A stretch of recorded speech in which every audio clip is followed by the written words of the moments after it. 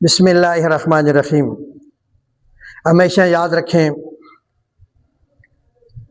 इस्लाम के अंदर कुर्बानी देनी पड़ती है और हर चीज़ के लिए मुजाहिदा होता है।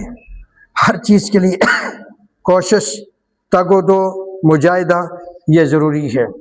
आजमाइश के बग़ैर कोई चीज़ नहीं है।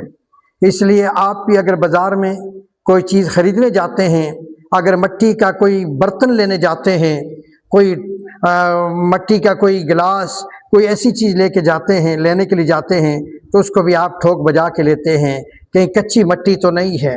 अगर आप फ्रूट लेना चाहते हैं तो फ्रूट भी देख के लेते हैं, कहीं दागी फ्रूट तो नहीं डाल दिया, इसलिए कि पैसे देते हैं। अगर आप दागी चीज़ को पसंद नहीं करते तो याद रखना, अल्लाह भी दागी दिल को, दागी जिस्म को जन्नत के लिए पसंद नहीं करता। हमेशा याद रखना, जिस तरह आप साफ़ चीज़ को पसंद करते हैं, इसी तरह अल्लाह भी साफ़ चीज़ को पसंद करता है।